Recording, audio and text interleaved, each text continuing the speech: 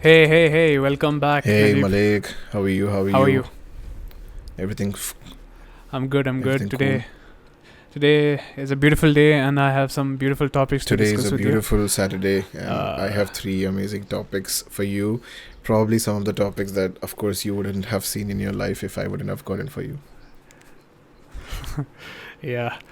All right. I'm obviously full time in crypto. Definitely. You know that. One of the biggest news that just came out is Jack Dorsey and JayZ. Jack Dorsey is obviously the founder of Twitter, and JayZ, one of the biggest musicians in the world, have decided to donate 500 bitcoins to a Bitcoin trust that would fund any sort of Bitcoin development.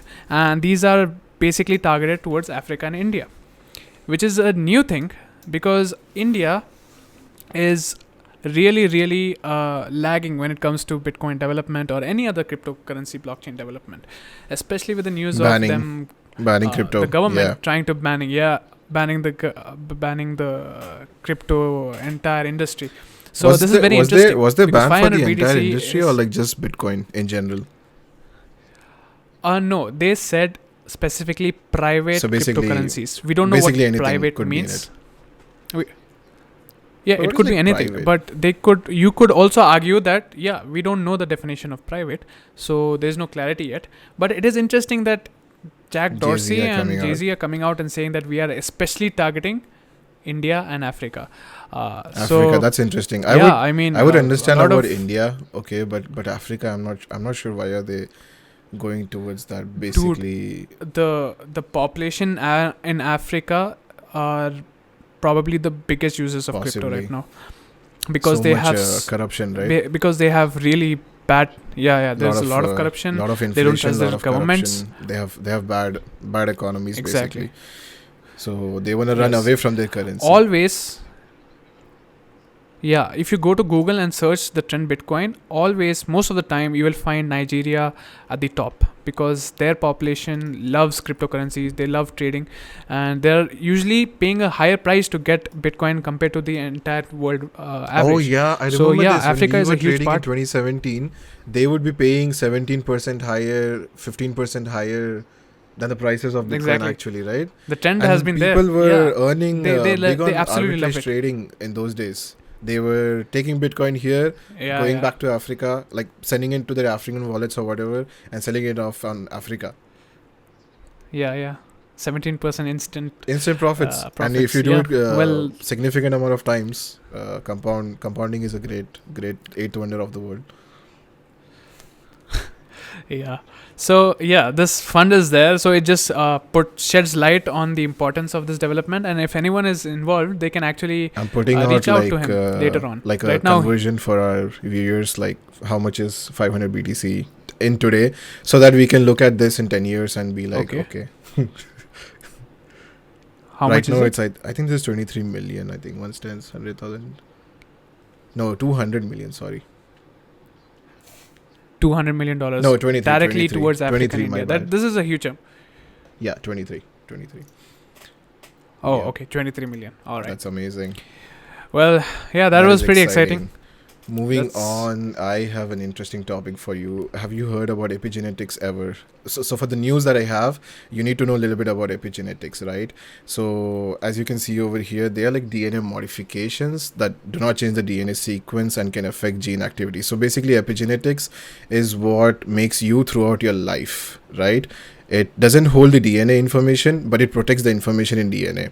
So there are these molecules that protect the information in DNA. Just remember this, right? Because that is going to be important in our like the news that I have. So by using the epigenetic clock, that is like the Horvath clock. There is a clock called Horvath clock. Dr. Steve Horvath discovered this. He could tell what is your biological age. You could be 50 years old, but biologically you could be 45 years old. And the Horvath clock, if you go and get tested right now, they can tell you exactly when you will die.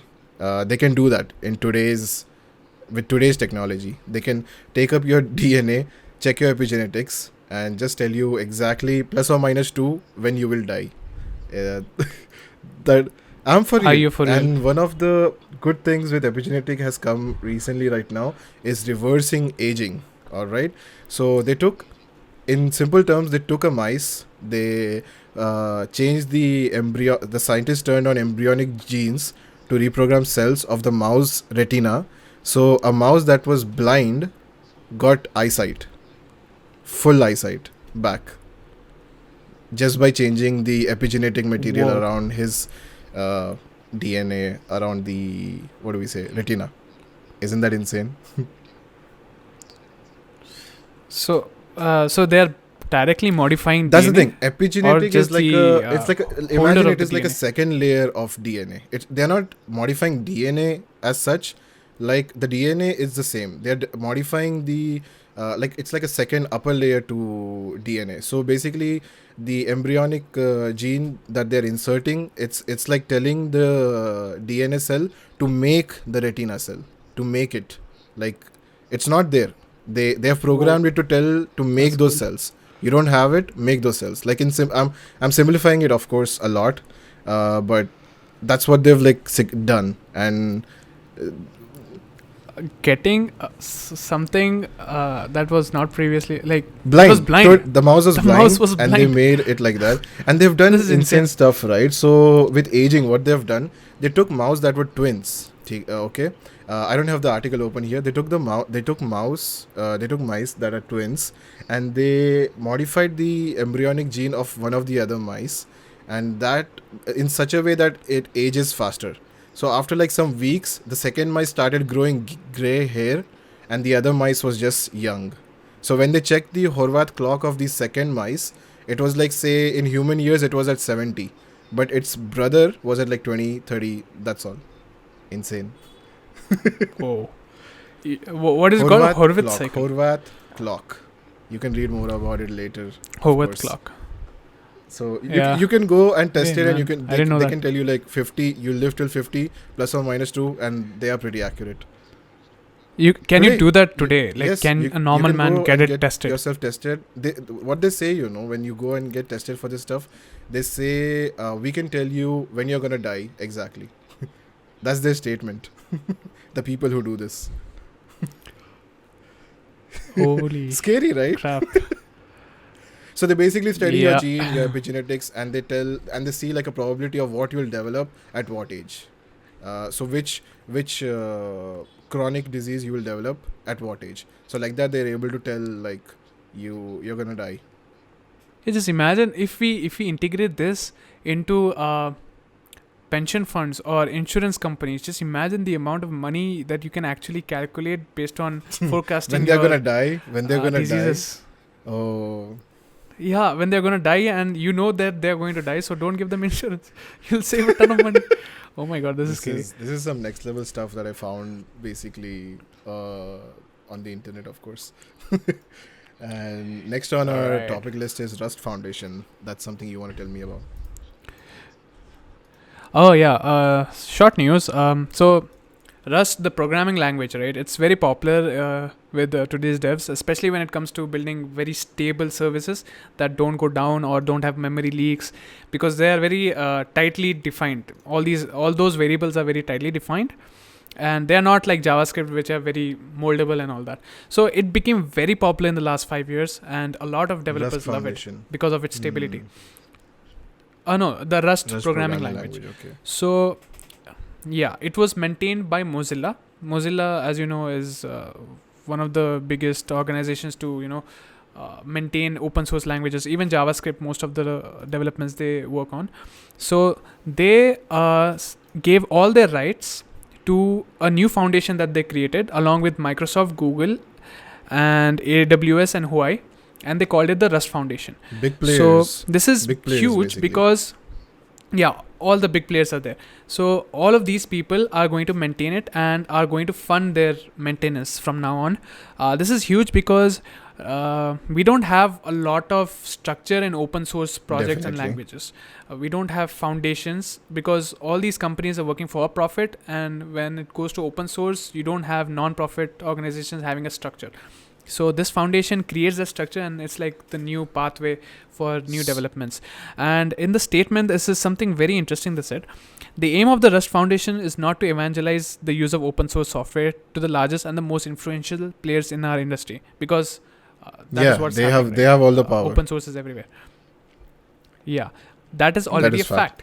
The new challenge is to support and prepare the maintainers and open governance structures. So basically, they are creating a new form of government to maintain open source projects. Interesting. So if this actually succeeds, this will be like a framework for other open source projects, and then thereby increasing the open source culture even more. I'm like trying to think of like the use, like the highest use case and like the most like profit thing from this whole thing. So let me get this straight. So basically, in a sense, you're telling that version control will be governed by someone and it'll be checked so that it's consistent and stable for the language Rust. Okay. Yeah. So whatever new features that come out, those were done by a small team. They were just self-funded most of the time. Like the biggest power of open source is the power of contributing towards open source, right? So how are they gonna tackle like the growth aspect of Rust? No, it would be the same. Just that the government foundation is now structured. As in, it works like a corporation now, but obviously not for profit. So that was not there. The governance was not there. And the governance, having multiple big players, is a huge thing. Very true. Very true. That is super interesting. So you can expect this for many more languages, whatever open source projects we have right now. Those kind of things as well, that affect data science a lot.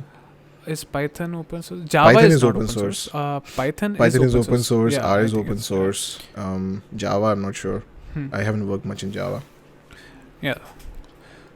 Java is not open source. So yeah, this is a very good development that is happening in the programming world. Exciting. Rust. I'll definitely take a look at Rust after this for sure.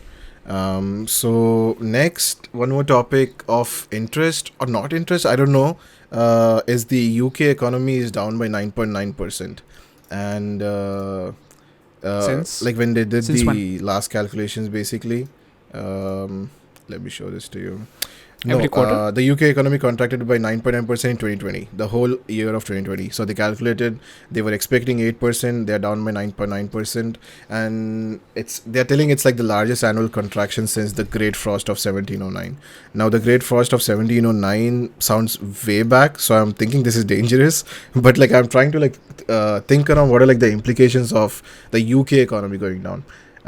Towards crypto, and like after Brexit, how are they going to react to this? Are they going to start adopting crypto more, the people over there, or are they going to be... But this is not based on monetary policy. This is economic activity as a whole. So like the people, businesses I'm are like not from profitable. The people's perspective, are they going to be if it affects the pound a lot. That's what I'm thinking. That's what I'm thinking. If it's gonna affect the pound, because if it starts affecting the pound, good for the crypto market, definitely, but super bad for UK, of course. Yeah, man. And I like the contrast how in India now almost like many people are like people are getting comfortable with COVID. They are being seen without masks, of course, and once you see like the other part of the world, it's like completely getting demolished economy wise and with the lockdowns and everything.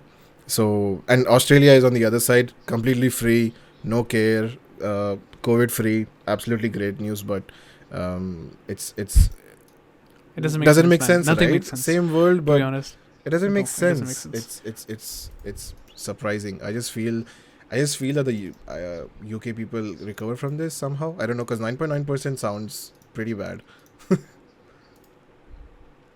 Yeah. And next, yeah, that's like a simple snippet that I wanted to share. Like, just keep a lookout. How can this affect? Cool. And next we have BigHaat. Yeah. But you spelled it Haat. I think that's a typo. Yeah. No, that's not a typo. Amazing.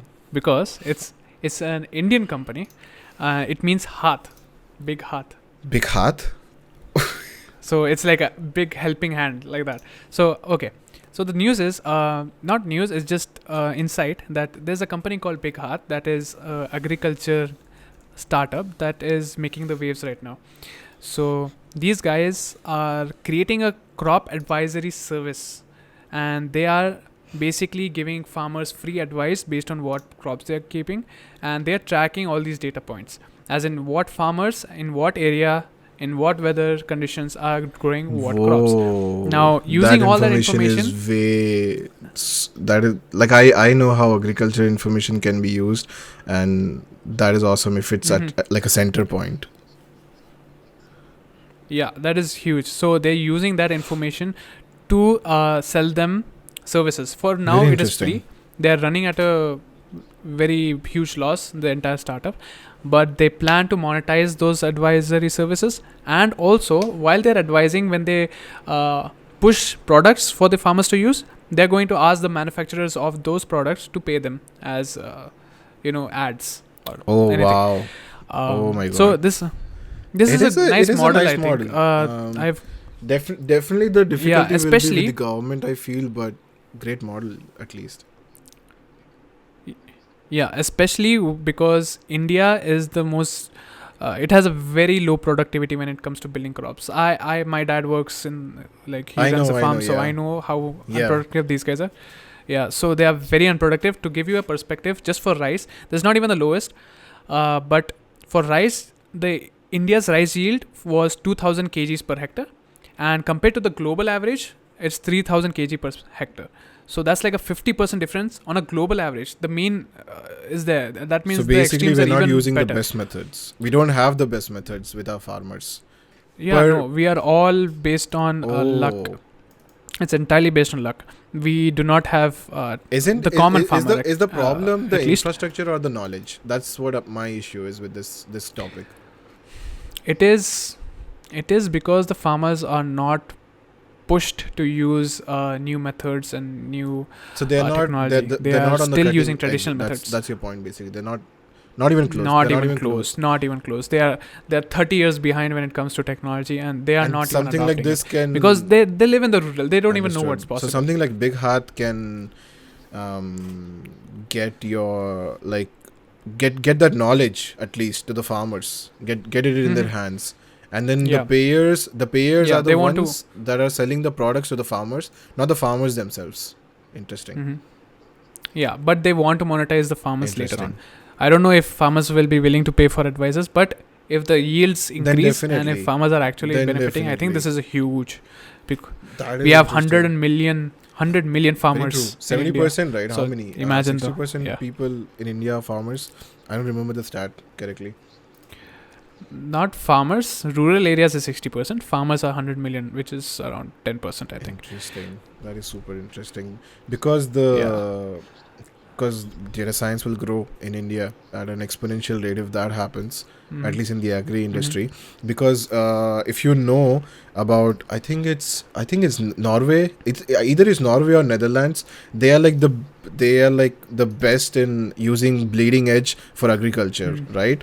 So you've read that, right? So those people in today's world itself, they are using these robots that go into acres of greenhouse farms.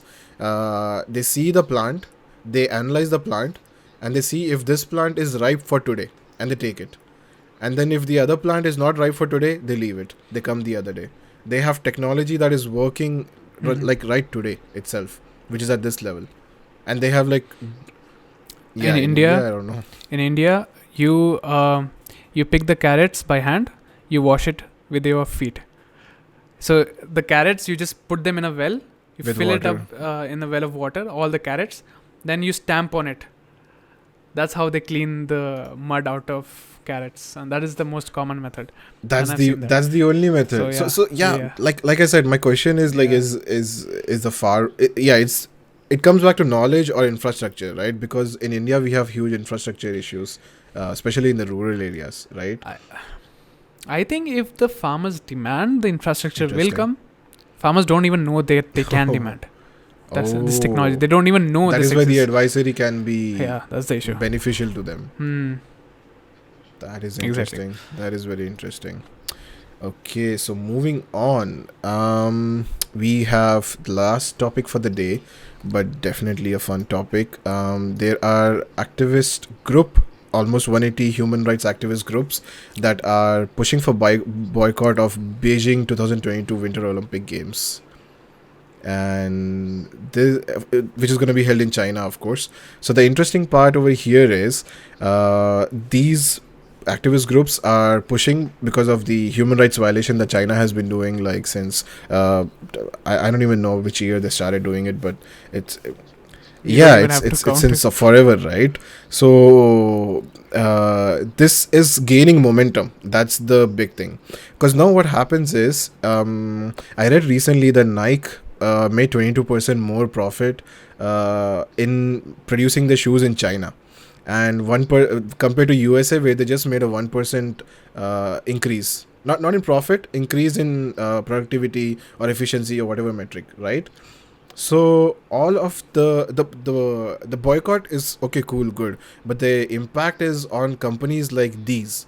What do they come off as their statement? Like, do they want to keep their plants in China or not? If they support it, are people gonna go against them? What do advertisers think? Is it good to be associated with China or not? And I feel like China should start taking these things seriously, right?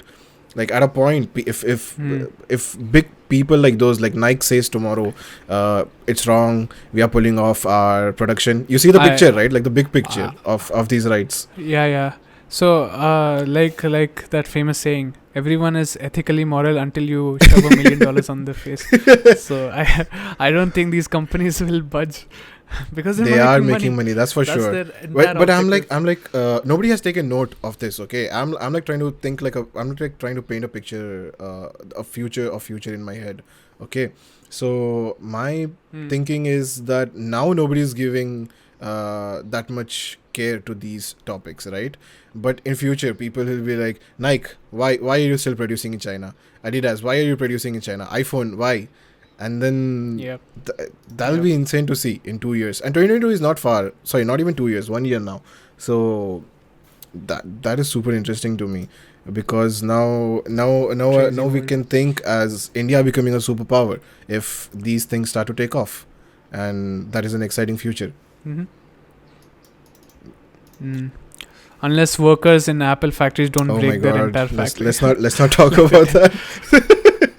That is sad. India, that is in sad. Bangalore. But things happen. Yeah, things happen. That's why we are not first world yet, right? So let's see. It's a developing nation. Let's hope for the best. That is all from my side. Do you have any insights? Do you think the implications are gonna be big? What do you think on this topic? Yeah, it'll be exciting to see. Right? I'm waiting. Let's see how far these. Because I love Olympics, go. and I want like Olympics to be held like every year as they have to be. And how the last one got cancelled because of the COVID, it didn't feel great. That is all for today. You wanna give the ending remarks? Yeah, that I actually thought of saying a quote, but I forgot what quote it was. Just pull it up. Maybe next time. Maybe key. I can't find it. Great. No problem. Alright, guys. That is all from my side, and that is all from Malik for today. This is where we take our leave. Bye bye. Alright, man. Bye. Bye. See you.